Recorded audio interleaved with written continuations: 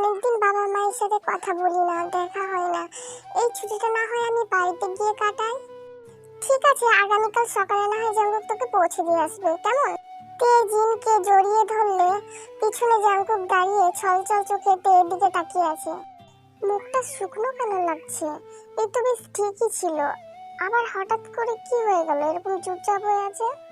এই তো জাঙ্কুক, তুই আগামীকাল সকালে থেকে একটু ভূষাল রেখে আসবি ওর মায়ের বাড়িতে। অনেকদিন ওর বাড়িতে যাওয়া হয় না, ঠিক আছে? ঠিক আছে। জাঙ্কুক কোনো রকম মাথা নড়িয়ে হ্যাঁ বলে চলে গেল। জিন পিছন থেকে ডেকে বলে, জাঙ্কুক কোথায় যাচ্ছিস? খাবি তো, আয় এদিকে। আমি খাবো না মা, আমার খিদে নেই, তোমরা খেয়ে নাও, আমার পেট ভরে গেছে। এরপর ঘরের দরজা বন্ধ করার আওয়াজ পেলে জিন বলে, যাতে ফ্রেশ হয়ে কিছু একটা খেয়ে নে, ডিনার করতে এখনো অনেক দেরি আছে। কি ব্যাপার, ওনার এরকম হঠাৎ করে মুড অফ হয়ে গেল কেন? আমি কি কিছু ভুল করলাম? উনি আমার বাড়ি যাওয়া নিয়ে মুড অফ করলেন? তাই হবে।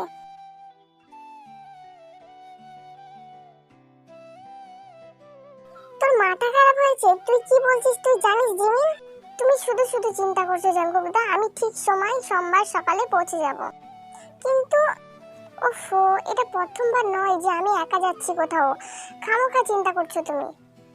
ফাইন, খেয়াল রাখবি নিজের, আর ঠিক করে খাওয়া দাওয়া করবি। আগে এবার আমি রাখি ফোনটা। জিমিন ফোন রাখলে জাঙ্কুক ফোন হাতে নিয়ে চিন্তিতভাবে পিছন ফিরে। তে তুমি কিছু বলতে চাও? আসলে হ্যাঁ। ভেতরে আসো, বাইরে কেন? কে ফোন করেছিল আপনাকে? জিমিন ফোন করেছিল? হ্যাঁ, ও বাড়ি যাচ্ছে একা, তাই আর কি। তুমি কি বলবে বলছিলে?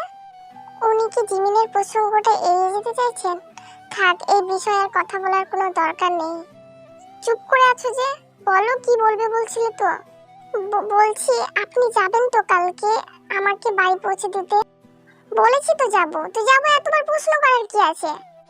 না মানে আপনার কি কালকে কোনো কাজ আছে? না, কেন? আমার কেন জানি না মনে হচ্ছে আপনার ইচ্ছা নেই আমাকে পৌঁছে দেওয়ার, তাই জিজ্ঞেস করলাম। ঠিকই ধরেছো, আমার একদম ইচ্ছা নেই তোমাকে নিজের চোখের আড়াল করার। তোমাকে এখানে নিয়ে আসার কারণ ছিল প্রতিটা মুহূর্তে তোমাকে নিজের চোখের সামনে রাখা। কিন্তু আমি ভুলে গেছিলাম তুমি চাও না সর্বক্ষণ আমাকে নিজের চোখের সামনে দেখতে। কি হলো, আপনি চুপ করে গেলেন যে, বলেন। না না, তেমন কিছু না। তাহলে আপনি তো আমার সাথে আমাদের বাড়িতে থাকতে পারেন। তে চোখ মুখ বন্ধ করে নিজের মনের কথাটা বলেই ফেললো, কিন্তু এবার চোখ তুলে তাকানোর সাহস হচ্ছে না। কাচুমাচু মুখ করে চোখ তুলে তাকাতেই দেখলো জাঙ্কুক এক দৃষ্টে তের দিকে তাকিয়ে আছে। না মানে আপনার খুব একটা অসুবিধা হবে না, আসলে বিয়ের পর আপনি অষ্টমঙ্গলাতেও তো গিয়ে থাকেননি, তাই বলছিলাম। কথা শেষ করতেই জাঙ্কুক নিজের হাত তের হাতের ওপর স্পর্শ করে। জাঙ্কুকের দিকে তাকাতেই দেখে জাঙ্কুক হাসি মুখে তেকে বসার জন্য ইশারা করে। ঠিক আছে, আমি কালকে দিনটা থেকে পরের দিন চলে আসবো, কারণ ট্যুরের সব কিছুর আয়োজন আমাকে আর সুগারকে করতে হবে। আমি না থাকলে সুগার ওপর অনেক চাপ পড়ে যাবে।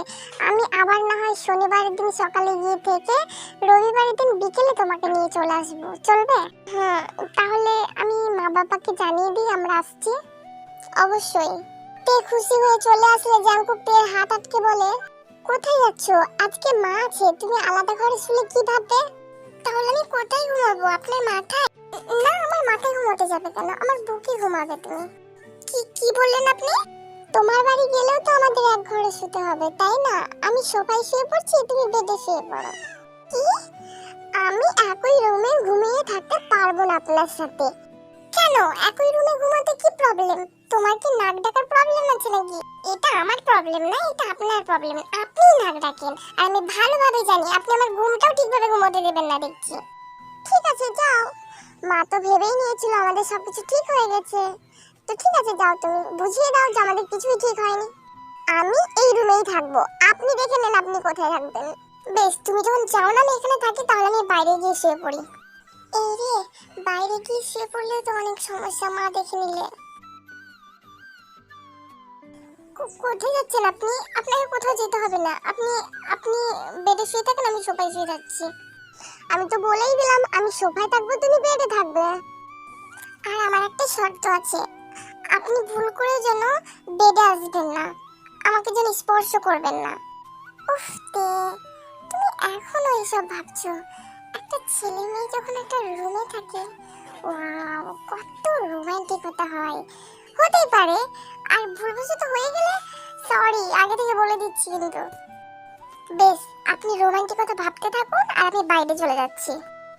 সরি সরি সরি বাবা, আমি এসব কিচ্ছু করবো না, জাস্ট জোক করছি। আপনি সোফায় শোবেন, অসুবিধা হবে তো আপনার। এই শোনো, আমি অত মেয়েদের মতো ন্যাকা নয়, আমি বেশিরভাগ সময় পড়ার টেবিলে ঘুমাই আর না হলে সোফায়, তাই অসুবিধা হবে না আমার। কি বললেন? মেয়েরা ন্যাকামো করে? করে তো, মেয়েরা তো ন্যাকামোই করে, ছেলেরা করে নাকি? আচ্ছা শোনেন না, আপনি আজকে আমার একটু হেল্প করবেন প্লিজ। পড়াশোনাতে তো, ইংলিশ সাবজেক্টে। তে নিজের বাবা মায়ের বাড়িতে ছুটি শেষ করে চলে এসেছে। জাঙ্কুক বাড়িতে বসে ল্যাপটপ নিয়ে ঘাটাঘাটি করছে, সেই সময় জিন এসে বলে, তে ও জামা কাপড় গোছানো শুরু করে দিয়েছিস? হ্যাঁ মা, এই তো শুরু করলাম, আগামীকাল সকালে আর সময় হবে না ঠিকঠাক গোছানোর মতো, তাই আজকেই শুরু করে দিয়েছি। তা তো জাঙ্কুকের জামা কাপড় একসাথে নিচ্ছিস তো? জাঙ্কুক জিনের কথা শুনে অবাক দৃষ্টিতে তের দিকে তাকিয়ে থাকে। মা, আমি আর তে একসাথে থাকবো না, তাই আলাদা লাগেজ করছি। আসলে এটা ভার্সিটি ট্যুর তো। ভার্সিটি ট্যুর তো কি হয়েছে, তোরা তো স্বামী স্ত্রী, এটা তো এখন জানি তো সকলে, তাই না? আগে না হয় প্রথম প্রথম জানাসনি, তাই বলে এতদিন পরেও কি জানাসনি নাকি? না মা, মানে তাহলে একসাথে থাকলে অসুবিধা কি? জিনের কথা শুনে জাঙ্কুক তের দিকে তাকালে তে চোখ নামিয়ে নেয়।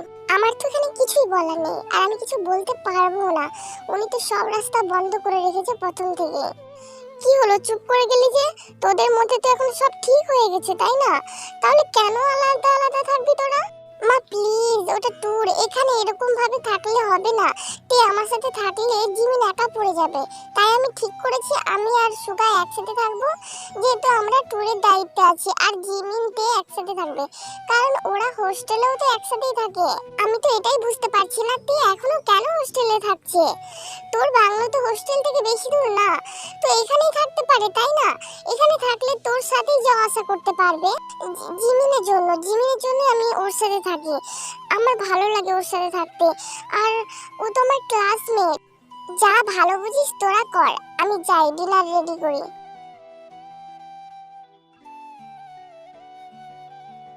তে ঘুম থেকে উঠে দেখে ব্যালকনিতে দাঁড়িয়ে জাঙ্কুক সিগারেট খাচ্ছে। আপনি এত সকালে উঠেছেন কেন?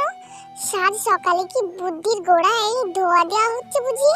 জাঙ্কুক ঘুরমুড়িয়ে পিছন ফিরে বলল, তুমি কখন এলে? আমি আসলে আসলে অত আসল নকল আমি জানি না, সোজা কথা বলুন। এটা না আমার হ্যাবিট, মাথা যন্ত্রণা করলে এটা দরকার পড়ে আমার। বাহ, অসাধারণ হ্যাবিট আপনার। মাথা যন্ত্রণা না করলে মানুষ কফি খায় আর উনি সিগারেট খান, আজব। সকাল সকাল এভাবে রাগ দেখানো ঠিক না, মানুষের অভ্যাস তো থাকতেই পারে। তাছাড়া কালকে মায়ের কথাগুলো শোনার পর তেমন একটা কথা বলেনি, এখন আমার এভাবে রিয়াক্ট করাটা ঠিক না। ইস, বউটা আমার সিগারেট খাওয়া দেখে এত রেগে গেছে। আচ্ছা যান, ফ্রেশ হয়ে নিন। বলছি একটু ব্ল্যাক কফি করে দেবে? রাত থেকেই যখন মাথাটা ধরেছে তখনই বলতে পারতেন, তাহলে তেল মালিশ করে দিতাম। আচ্ছা আপনি ফ্রেশ হয়ে আসুন, আমি ব্ল্যাক কফি করে আনছি। জাঙ্কুক ফ্রেশ হতে গেলে তে ব্ল্যাক কফি আনতে গেলে দেখে রান্নাঘরে হরি কাকা আছে। আপনি উঠে পড়েছেন কাকা?